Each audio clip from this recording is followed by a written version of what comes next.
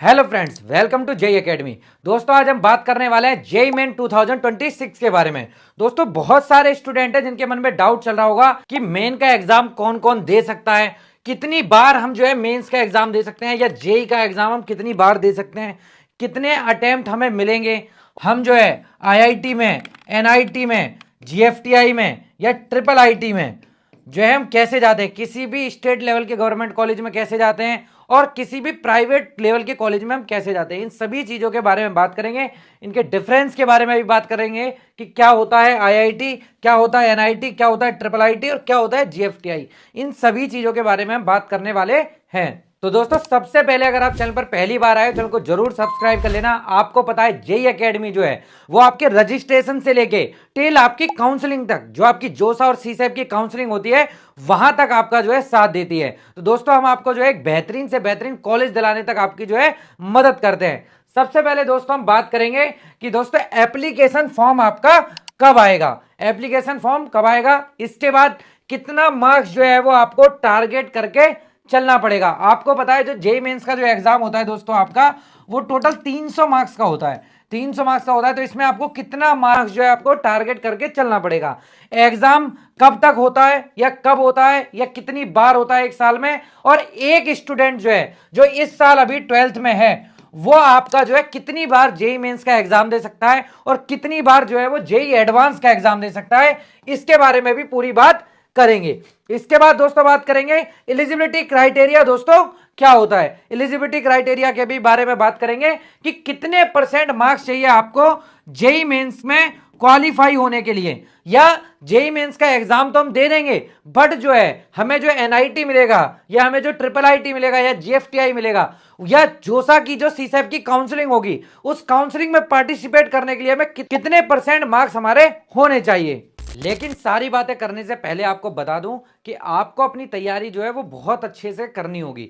यहां पर बहुत सारे स्टूडेंट के कमेंट आ रहे थे कि हम तैयारी कहां से करें, कैसे करें। तो अगर आप जेई नीट क्लास 6 से 12th के लिए तैयारी कर रहे हो, सीयूईटी या प्री नर्सिंग एंट्रेंस एग्जाम की तैयारी कर रहे हो, परीक्षा कोई भी हो, उत्कर्ष के साथ करें दमदार तैयारी। तो दोस्तों आपको मैं बता दूं कि उत्कर्ष क्लासेस पे आपको मिल सकती है घर बैठे एकदम शानदार तैयारी और एक परफेक्ट गाइडेंस में दोस्तों आप जो है वो तैयारी कर सकते हो। यहां पर दोस्तों आपको क्या क्या मिलेगा, तो एकदम एक्सपीरियंस फैकल्टी मिलेगी दोस्तों, आपको लाइव और रिकॉर्डेड दोनों सेशन दोस्तों आपको मिलेंगे, फ्री टेस्ट सीरीज दोस्तों, आप जो है वो क्लास में जो आप पढ़ते हो उसकी जो है आपको पीडीएफ भी प्रोवाइड की जाएगी, पीडीएफ फॉर स्टडी मटेरियल आपको मिलेगा। प्राइम फीचर में दोस्तों आपको क्या क्या मिलेगा, प्राइम फीचर में दोस्तों आपको पीवाईक्यू मिल जाएंगे, क्विजेस आपको मिल जाएंगी, रिवीजन बुकलेट आपको मिलेगी विद वीडियो सॉल्यूशन दोस्तों आपको मिलेगी। इस ऐप में दोस्तों आपको 650 से भी ज्यादा आपको ऑनलाइन कोर्सेज मिल जाएंगे जिसको आप एक्सप्लोर कर सकते हो। और हाँ, इसके अलावा अगर आप हमारा कोड UCJA10 लगाते हो तो आपको एक्स्ट्रा 10% का डिस्काउंट दोस्तों उत्कर्ष ऐप पर मिलेगा। उत्कर्ष ऐप के कोर्स में एनरोल करने के लिए आपको जो है वो लिंक वीडियो के डिस्क्रिप्शन में और पिन कमेंट में मिल जाएगा। आज ही अपना पसंदीदा कोर्स सर्च करें और कामयाब तैयारी की ओर अपना कदम बढ़ाएं। दोस्तों सबसे पहले बात कर लेते हैं आपके एप्लीकेशन फॉर्म के बारे में। तो दोस्तों आपको मैं बता दूं जो जेई मेंस का एग्जाम होता है वो एक साल में 2 बार कंडक्ट किया जाता है, ठीक है दोस्तों। तो जो इसका फर्स्ट सेशन का एग्जाम होता है वो होता है जनवरी में, फर्स्ट सेशन का एग्जाम होता है जनवरी में। सेकेंड सेशन का जो इसका एग्जाम होता है दोस्तों वो होता है अप्रैल में। सेकंड सेशन का एग्जाम कब होता है दोस्तों, अप्रैल में। अब इस बात को थोड़ा ध्यान से सुनिएगा, जो जनवरी वाला अटेम्प्ट होता है, ये जनवरी का जो अटेम्प्ट होता है इसका जो रजिस्ट्रेशन फॉर्म जो होता है दोस्तों, रजिस्ट्रेशन फॉर्म की बात मैं करूं इसके, तो इसका रजिस्ट्रेशन फॉर्म जो आपका आता है वो आपके नवंबर में आता है। कब आता है, नवंबर में। नवंबर में कब आता है आपका, नवंबर में जो भी ये आता है वो आता है लगभग 15 नवंबर या 20 नवंबर के आसपास आता है, 15 नवंबर 20 नवंबर के आसपास आता है। बात करते हैं सेकंड सेशन के बारे में। तो दोस्तों हम जो जनवरी का अटेम्प्ट होता है इसको हम फर्स्ट सेशन बोलते हैं और जो अप्रैल का अटेम्प्ट होता है इसको हम सेकंड सेशन बोलते हैं। तो सेकंड सेशन का जो है आपका रजिस्ट्रेशन फॉर्म आता है दोस्तों वो कब आता है, जिस दिन आपका जो है जनवरी अटेम्प्ट का रिजल्ट आ जाएगा उसके अगले ही दिन या उसके एक दिन पहले भी या एक दिन बाद में भी आपका जो है सेकेंड सेशन का रजिस्ट्रेशन ओपन हो जाता है। इस बार क्या हुआ दोस्तों, आपका जो आपका रिजल्ट आया, रिजल्ट आने से पहले ही आपके जो है रजिस्ट्रेशन स्टार्ट हो गए थे, ठीक है दोस्तों, तो ये चीज आपको समझ में आ गई होगी कि रजिस्ट्रेशन फॉर्म कब आता है आपका। अब सेकंड चीज आपकी बात कर लेते हैं कि कितने मार्क्स आपको टारगेट करके चलना पड़ेगा जेईई मेंस में।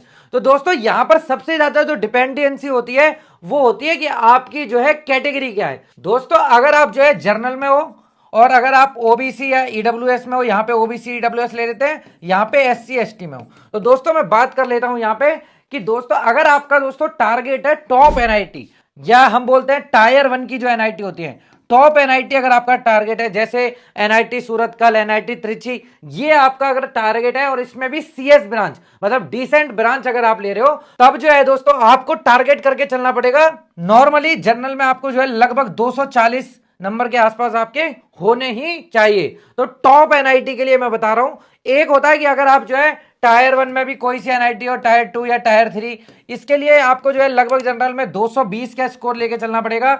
ओबीसी ईडब्ल्यूएस की बात करूं तो लगभग 180 190 नंबर के आसपास, और एससी एसटी में 150 160 नंबर के आसपास आपको टारगेट करके चलना पड़ेगा।